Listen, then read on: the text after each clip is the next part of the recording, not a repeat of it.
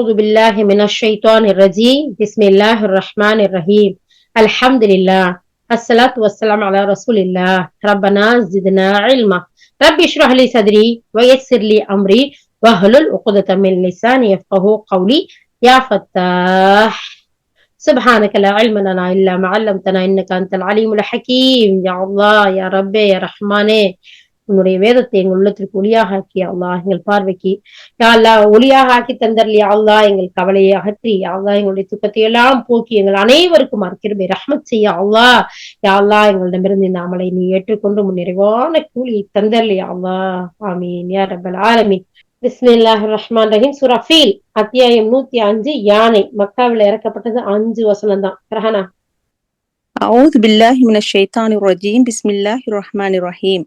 அளவற்ற அருளாளனும் நிகழற்ற அன்புடையானும் ஆகிய அல்லாஹ்வின் திருப்பெயரால் துவங்குகின்றேன். யானை படையுடருடன் இறைவன் எப்படி நடந்து கொண்டான் என்பதை நீர் பார்க்கவில்லையா? அவர்களின் சதித்திட்டத்தை அவன் வீணடித்து விடவில்லையா? மேலும் அவர்கள் மீது பறவைகளை கூட்டம் கூட்டமாக அவன் அனுப்பினான். அவை அவர்கள் மீது சுடப்பட்ட களிமண் கற்களை எரிந்து கொண்டிருந்தன. பிறகு கால்நடைகளால் மென்று தின்னப்பட்ட வைக்கோல் போன்று அவர்களை ஆக்கிவிட்டான். சுப்ஹானல்லாஹ். சூரா குரைஷ் 106வது அத்தியாயம். மக்காவில இறக்கப்பட்டது. குறைஷியல் பற்றின ஒரு விஷயம். 4 வசனம் தான். அதையும் கண்டினியூ பண்ணிருங்க.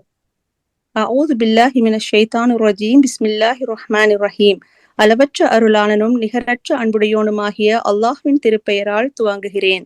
குறைஷிகள் நன்கு பழக்கப்பட்டு விட்டார்கள். அதாவது குளிர்கால மற்றும் கோடைக்கால பயணங்களில் நன்கு பழக்கப்பட்டு விட்டார்கள். எனவே அவர்கள் இந்த இல்லத்தின் அதிபதியை அடிபணிந்து வணங்கட்டும். அவனே இவர்களை பசியிலிருந்து காப்பாற்றி உண்ண கொடுத்தான். மேலும் அச்சத்திலிருந்து அவர்களை மீட்டு அமைதியை வழங்கினான். அல்ஹம்துலில்லாஹ் அல்ஹம்துலில்லாஹ். அல்லாஹ் சுப்ஹானஹு வ தஆலா இந்த யானை படையினர்களை அவங்களுடைய எப்படி செஞ்சான்னு பாத்தீங்களா? அப்ப அவங்களுடைய சதி திட்டத்தை எல்லாம் எப்படி வீணாக்குனான்னு பாத்தீங்களா? வேற ஏதோ ஒரு பெரிய ராணுவத்தையோ படையோ அனுப்பல. பறவை கூட்டத்தை தான் அனுப்புனா. அப்படி சுடப்பட்ட மண்ணால அப்படியே அது மேல கூட்டுச்சு தின்னப்பட்ட வைக்கோல் மாதிரி ஒண்ணுலாம் போயிட்டாங்க. அப்ப நம்ம மார்க்கத்துக்கு இந்த இஸ்லாத்துக்கு சதியும் மோசடியும் பண்றவங்க யாரா இருந்தாலும் இப்படித்தான் அழிக்கப்படுவாங்க. அப்ப இந்த பாலஸ்தீனத்துல இப்படி நடந்துட்டு இருக்கே, அப்ப அது என்ன ஆச்சு? அதெல்லாம் ஒரு சோதனை.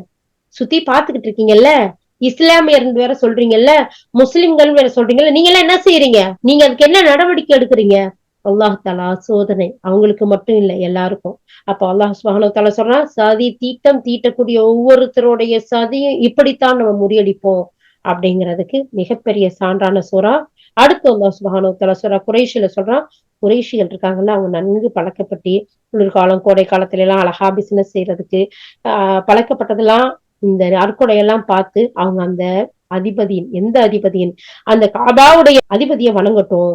அங்க ஏன்னா அவங்க பசியில இருந்து அவங்களுக்கு அல்லாஹ் உணவு கொடுத்தான், அச்சத்துல இருந்து பாதுகாப்பு கொடுத்தான். அதனால அல்லாஹ் மறந்துட்டு போகாம சிலைகளை அந்த காபாவை சுத்தியே வச்சுக்கிட்டு வணங்காம அதையெல்லாம் தூக்கி போட்டுட்டு அந்த காபாவுடைய ரப்ப வணங்கட்டும். அவன் தானே அவங்களுக்கு இந்த அறுக்கொடையை கொடுத்தான், குளிர்கால கோடை காலத்து பிசினஸ கொடுத்தான், உயர்வை கொடுத்தான், எல்லாவற்றையும் கொடுத்தான். இந்த ஞாபகத்துக்கெல்லாம் நினைச்சு அவனுக்கு நன்றி செலுத்துங்க, சிலைகளை வணங்காதீங்க சொல்லாம அல்லாஹ் சொல்றான். அல்ஹம்துலில்லாஹ் யா அல்லாஹ். உணர்வு பெறக்கூடிய மக்களாக, படிப்பினை பெறக்கூடிய மக்களாக எங்களை ஆக்கி யா அல்லாஹ். ஆமீன் யா ரப்பல் ஆலமீன்.